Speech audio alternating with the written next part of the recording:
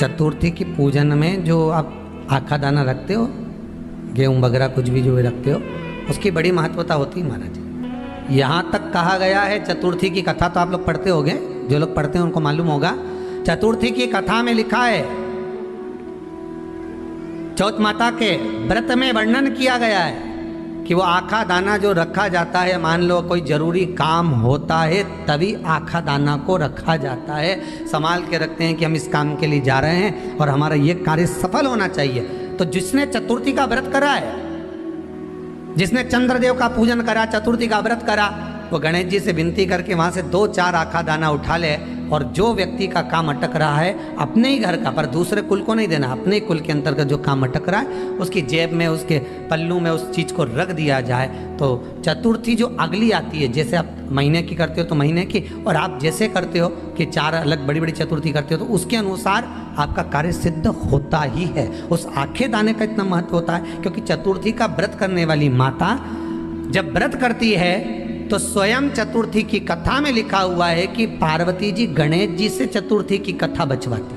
तो चतुर्थी की कथा जब होती है तो उसको स्वयं गणेश जी बाच रहे हैं। तो व्रत कौन सुन रही है? माता पार्वती। और आपने जो आखा दाना लिया वो गणेश जी के भाव से लिया, गणेश जी से निवेदन करके, विनय करके, प्रार्थना कर उसको प्राप्त किया। तो जिनकी यहाँ संपदा की कमी होती है, वैभव की कमी होती है, लक्ष्मी की कमी होती है, प्रतिष्ठा की कमी होती है, धन की कमी होती है, उसके लिए बुधवार के दिन अगर शंकर पर 1 लोटा पानी चढ़ाया जाता है तो जिन लड़कियों का विवाह नहीं हो रहा, जिन बच्चों का विवाह नहीं हो रहा, उन बच्चों के भी विवाह हो जाते हैं। हमारा वृद्धि से मतलब होता है जिस कन्या या वर का विवाह नहीं होता, 40 साल हो गए या 30 साल हो गए, या जब 28 के बाद में लड़का लड़की क्रॉस हो जाए कि 29 में, 30 में, 32 में, 34 में, 40 तक पहुंच गए और विवाह नहीं हो रहा है, तब बेलपत्री के जो पेड़ होता है, वृक्ष होता है, उस वृक्ष की जो डाली होती है, उस डाली के मनकों से जो माला बनती है, बाजार में भी मिल जाती है बेल की माला,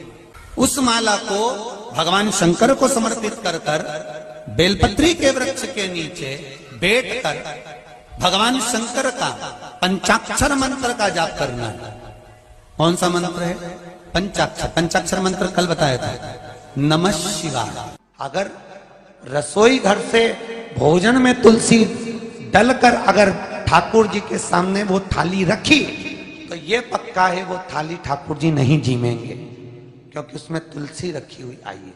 हाँ, जब ठाकुर जी के सामने थाली रखा गई और तुमने थाली रखने के बाद में मंदिर के सामने बैठ के फिर तुलसी डाली तो ठाकुर जी उसको स्वीकार कर लेते हैं। क्यों? क्योंकि 33 करोड़ देवी देवता एक जगह पर विराजमान हैं। जब हम थाली रखते हैं, प्रथम देव उस भाग को ग्रहण कर ले। जब तक तुलसी डालते हैं, प्रथम देव अपनी दृष्टि हटा लेते हैं। समय होता है, एक टाइम होता है, एक पल होता है, एक घड़ी होती है कि गणेश जी महाराज हमारे घर में आ गए। गणेश जी की सबसे पहली जो आरती हो, उस आरती के समय पर अगर धूप बत्ती जलाई जाए या गोबरी को जलाकर उसमें गूगल छोड़ी जाए और गूगल छोड़ने के बाद गणेश जी का नाम ध्रुम वर्ण कह दिया जाए तो गणेश जी को तुम्हारे घर की पूजा स्वीकार करना पड़ती है। बस वो समय हम जानते, हम तो बस उतना जानते हैं कि शिव महापुराण में लिखा और मुद्गल पुराण में लिखा, गणेश पुराण में लिखा, गणेश जी का एक नाम होता है ध्रुम वर्ण। क्या नाम है? ध्रुम वर्ण गणेश जी का एक नाम होता है। जब हम धूप जलाकर और धूप लगाने के बाद में गणेश जी की सबसे पहली आरती करने के पहले अगर हम सबसे पहली आरती गणेश जी की कर रहे हो, अपने घर में स्थापना कर रहे हो, बिठा रहे हो, और तुम चाहते हो कि गणेश जी मेरे घर में आके मेरी पूजा को स्वीकार करें और जो मांगू मेरा गणेश मुझे दे 10 दिन के अंदर, तो पहला नाम लेकर पुकार लेना ध्रुम वर्ण विनायक, बैठो, बस काम हो गया। वो फिर ही होकर आता। सुंदर जोड़ी थी शंकर और पार्वती की, सही है कि गलत है? कभी नहीं झगड़ते थे। इसलिए पृथ्वी पर ना तो लक्ष्मी जी के व्रत हैं, ना ब्रह्माणी के व्रत हैं, ना इंद्राणी के व्रत हैं। अगर पूरी पृथ्वी पर सबसे ज्यादा व्रत किसके हैं? माता पार्वती। तीज का व्रत किसका? पार्वती का। चतुर्थी का व्रत किसका? पार्वती का। चौथ का व्रत किसका? पार्वती का। छठ का व्रत किसका? पार्वती का। जितने व्रत है सब माता पार्वती। गणेश जी मैया को प्रसन्न करने के लिए अष्ट रूप में धारण करते हैं। 8 रूप भगवान गणेश जी ने धारण किए। एक मयूरेश्वर गणेश, दूसरा सिद्धि विनायक, तीसरा बल्लालेश्वर, फिर वरद विनायक, फिर चिंतामणि, फिर गिरजात्मज, फिर भगवान गणेश विघ्नेश्वर अष्ट विनायक, फिर महागणपति। ऐसे गणेश जी के अष्ट नाम हुए। उस समय तिजोरी के अंदर जो गणेश की प्रतिमा रखी जाती है किस नाम से रखी जाती है? तो तिजोरी में हम जो गणेश की प्रतिमा रखते हैं वो वरद विनायक के नाम से रखते हैं। कौन सा गणेश? वरद। वरद विनायक के नाम से तिजोरी में गणेश रखते हैं। और वरद विनायक के नाम से गणेश जी तिजोरी में रखाते हैं। आपको कथा में कहा था घर में सीधी सूंड का गणेश और व्यापार व्यवसाय ऑफिस में उल्टी सूंड का गणेश होना चाहिए। वरद विनायक को तिजोरी में। जब मकान का गृह प्रवेश होता है तो गणेश जी की पूजन जो दरवाजे पर करी जाती है उसे सिद्धि विनायक गणेश कहते हैं। कौन सा गणेश? सिद्धि विनायक। जब हम घर में शुभ कार्य हो, बंदरवाल लगाएं, कोई दरवाजे पर शुभ लाभ लगाएं या स्वस्तिक बनाएं या माताएं दरवाजे पर रंगोली डाले तो उसी समय पर सिद्धि विनायक के नाम से रंगोली डालना चाहिए। तो घर में लक्ष्मी बढ़ती है, सिद्धता बढ़ती है। याद रखिए, कभी भी गणेश जी को, मिट्टी के गणेश जी लाते हो भादो महीने में, तो विसर्जन करो तो विसर्जन के समय पर 2 बिंदी, एक कंकु की एक हल्दी की, दीवार पर जरूर लगा देना चाहिए। क्यों? क्योंकि गणेश जी हमारे यहाँ आते हैं तो रिद्धि सिद्धि के साथ आते हैं, पर जब गणेश जी जाते हैं अगर हम बिंदी नहीं लगाते हैं तो गणेश जी अपनी रिद्धि सिद्धि को साथ में लेकर चले जाते हैं। पति के साथ पत्नी वापिस चली जाती है। जब हम बिंदी लगाते हैं तो उसका मतलब होता है कि हमारे घर की बहू हमारे घर में रहे, बेटा भले भ्रमण के लिए जाए। तो गणेश जी जाते हैं, रिद्धि सिद्धि घर में रह जाती है। इसलिए रिद्धि सिद्धि को घर में रखने के लिए 2 बिंदी लगाना चाहिए, एक कुंकू की एक हल्दी। रिद्धि सिद्धि। गणेश जी की प्रियता है दुर्वा। क्या प्रियता है? दुर्वा। कितनी दुर्वा गणेश जी को समर्पित करी जाती है? मात्र 5। कितनी? आज के जमाने में लोग गट्ठा बनाकर चढ़ा दें, वो अपनी जगह पर 5 दुर्वा पंचम इंद्रियों को वश में करने के लिए और भगवान के 5 जो स्वरूप हैं उनको अपने भीतर उतारने के लिए 5 दुर्वा। और दुर्वा में भी 3 गांठ।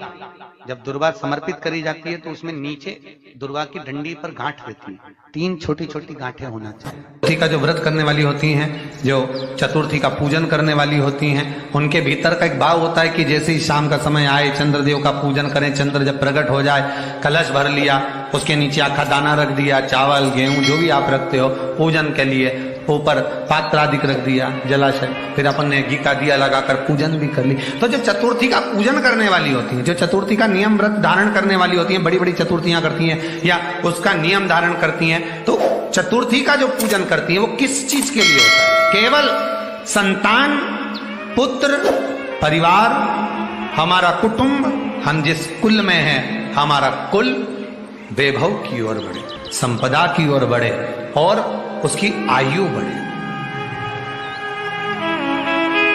उसकी आयु बढ़े, वैभव बढ़े। बहुत ध्यान दीजिएगा महाराज। चतुर्थी की पूजन में जो आप आखा दाना रखते हो, गेहूं वगैरह कुछ भी जो रखते हो, उसकी बड़ी महत्वता होती है महाराज। यहां तक कहा गया है, चतुर्थी की कथा तो आप लोग पढ़ते होंगे, जो लोग पढ़ते हैं उनको मालूम होगा। चतुर्थी की कथा में लिखा है, चौथ माता के व्रत में वर्णन किया गया है कि वो आखा दाना जो रखा जाता है, मान लो कोई जरूरी काम होता है तभी आखा दाना को रखा जाता है, संभाल के रखते हैं कि हम इस काम के लिए जा रहे हैं और हमारा ये कार्य सफल होना चाहिए। तो जिसने चतुर्थी का व्रत करा है, जिसने चंद्रदेव का पूजन करा, चतुर्थी का व्रत करा, वो गणेश जी से विनती करके वहां से 2-4 आखा दाना उठा ले, और जो व्यक्ति का काम अटक रहा है अपने ही घर का, पर दूसरे कुल को नहीं देना, अपने ही कुल के अंतर्गत जो काम अटक रहा है उसकी जेब में, उसके पल्लू में उस चीज को रख दिया जाए। तो चतुर्थी जो अगली आती है, जैसे आप महीने की करते हो तो महीने की, और आप जैसे करते हो कि 4 अलग बड़ी बड़ी चतुर्थी करते हो, तो उसके अनुसार आपका कार्य सिद्ध होता ही है। उस आखे दाने का इतना महत्व होता है क्योंकि चतुर्थी का व्रत करने वाली माता जब व्रत करती है तो स्वयं चतुर्थी की कथा में लिखा हुआ है कि पार्वती जी गणेश जी से चतुर्थी की कथा बचवाती।